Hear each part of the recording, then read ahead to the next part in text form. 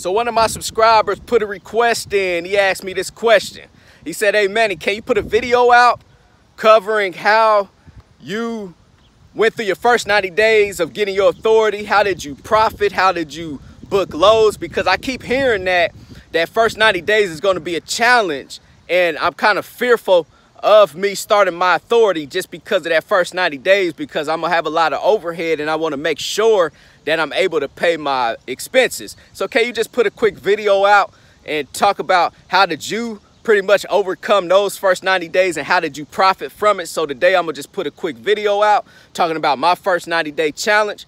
So real quick, hey, have you guys out there ever had a conversation with these type of people? You know, these type of people are usually living in the past. They're not living in the present, and they're not living for the future. It's these type of people, you know, that's always talking about, you know, man, only if I could do this, only if I could go back. Man, I used to be, you know, and it's usually, I had this conversation with a lot of athletes, and these athletes who didn't make it to the NFL or to the NBA or, you know, to that professional level, they always say, man, I used to be the best, you know, point guard. I used to be the best running back, you know, but I just didn't make it to the NFL or I didn't make it to the NBA because of this or because of that. And they're always like, man, I was all-American. You know, they're always talking about what they achieved or how they used to be, you know, in the past. So stop living for the past, live for the present, and start planning for the future. So, hey, I just always have conversations with people, and then when I'm having a conversation with people like that, it's like they're so stuck in the past that they'll never live for the present and for the future. So take that drive when you used to be a good athlete back in the day. Being a good athlete requires a lot of discipline and determination.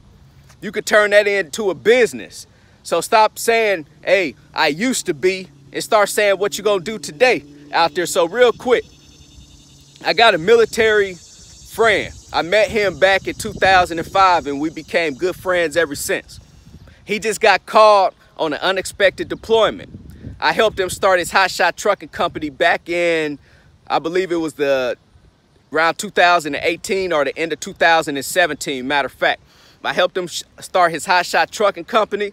He just got called on an unexpected deployment. He has 2 trucks and 2 trailers that he is looking to lease out to own.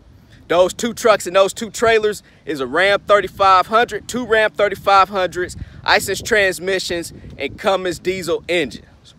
And he also has auxiliary fuel tanks, I believe 50 to 80 gallons.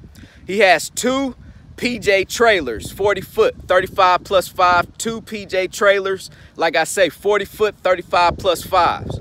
If you guys are interested in leasing out any of his equipment, his trucks and his trailers, you don't have to lease out both trucks and both trailers. One person can lease out 1 truck and 1 trailer, and the other person can lease out another truck in the other trailer. So you don't have to lease out both, you know, trucks and both trailers, but you do have to take them as a package. I mean, as basically, you know, a unit. You have to take 1 truck and 1 trailer. You can't just take, you know, the trailer and don't take the truck. You got to take the truck and the trailer, lease both of them out. His email is in the description below. His name is Robert Hankins. You can email him directly and he'll give you all of the pricing and all of the details that you guys will need. He'll answer all of your questions out there. So like I say, he's a veteran that's he's actually active duty in the Navy still, and he's about to deploy. So he don't want to run his business from across overseas. So if you guys are looking to lease out some equipment for some of you guys out there that's looking to get off into the business, feel free to email him and he's going to give you all the details about his trucks and his trailers. So real quick on how I basically started to profit, how I profited during my first 90 days of getting my authority. So what I did first and foremost, like I tell you guys out there, learn how to dispatch. Learn how to dispatch yourself out there so you guys don't have to be paying for a service. Put that money and keep that money in your pocket. So that's what I did. I learned how to dispatch myself. After that, I was just like everybody else out there. I didn't really know what to do. I was calling up brokers, and then I started to hear that, hey, I can't use you because you are less than 90 days. You are not 3 months. Your authority has to be 3 months to haul with us. And then I called up another broker and they told me the same thing. So, I mean, I'm not really educated on the business right when I started. So I'm like, man, what's going on? Am I, do I have to wait 90 days to get loaded? So I end up calling up Landstar. And Landstar was the first person that I got linked in with and that I hauled a load for. They didn't require me to have 90 days. So the companies that I'm about to put out to you, I'm not for sure what's their requirements now, but when I first started this business back in 2017, these are 4 brokers that I went through and that they always kept me loaded. Don't get me wrong. If they didn't have loads, I still was getting linked in with other freight brokers out there because there's still going to be freight brokers out there that's going to let you haul their loads to be in less than 90 days. But I'm just telling you guys my experience and how I made money. And these 4 freight brokers actually kept me afloat that first 90 days. So I booked my first load from Landstar. I ran that load. Now I'm linked in with Landstar because they don't require 90 days. Your authority could get activated today, and Landstar will let you haul a load for them. So I went through Landstar. Also, I was living in Clarksville, Tennessee, because I was stationed in Fort Campbell, Kentucky. There was a place I got linked in with called Tennessee Steel Haulers, and they haul majority of these AC units out of Clarksville, Tennessee. So that's where I was living at. So I ended up getting real good. This is when I tell you guys, get real good and linked in with freight brokers out there and shippers too, and build relationships with people. So I ended up getting real cool with the broker who was pushing out these AC units, and he always had loads. So I would call him up directly. His loads would never be on the load board. I would call him up directly. And that's how I would keep my trucks loaded. So what I would do was I'll book loads from him that'll go about 400 or 500 miles out. And then I'll find a load that'll at least get me back into the area. And then I'll stay loaded that way. So I'll haul a load from him out of Clarksville, Tennessee, going about a 400 to 500 mile radius.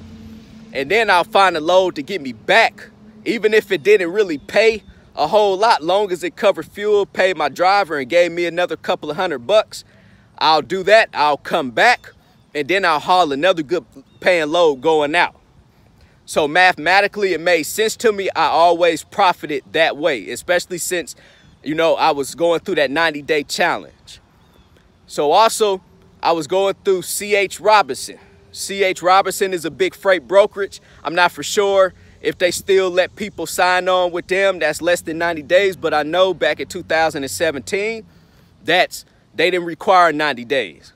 Also, there's another freight brokerage out there that I was hauling loads for too, and their name was, I believe it was Coyote Logistics. So those 4 brokers actually kept me above water just because they didn't require that 90 days, but they have an abundance of freight because they're very big freight brokerages. So that's how I made it through my first 90 days. For you guys out there going through your first 90 days, all you have to do is just keep calling.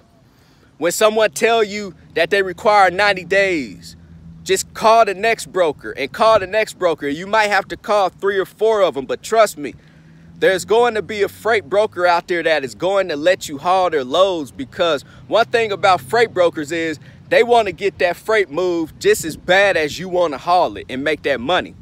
Because if that freight is not moved, they're not going to make any money. So really, a lot of freight brokers just require you to just be FMCSA compliant. Have your active MC number and have active commercial insurance. That's it. So you might be faced with that 90-day challenge with people telling you no, but at the end of the day, just keep calling. Keep getting on that load board. Keep going out trying to build relationships with shippers out there. You guys will overcome that first 90 days, and trust me, 90 days is nothing. 3 months is nothing. That's going to roll by super fast. So don't be discouraged about going out, getting your own authority, starting out and going through that 90-day challenge. You're also going to hear freight brokers say you have to be 6 months. Some of them would tell you have to be a year. But 90 days is common. You know, 1 year is very rare, but you will hear 1 year. I've heard it a couple of times. So just keep calling up brokers. Don't give up. You guys out there will make money. Trust me. So that's pretty much it for the video today. I just want to put that out. Go contact, my friend about leasing out his truck and his trailer. Also, guys, visit my website, www.extraordinarymovement.com, for products and services that I provide out there. Send me an email at broker@manniestrans.com. CEO, commit, execute, and be obsessed. Everybody be great out there.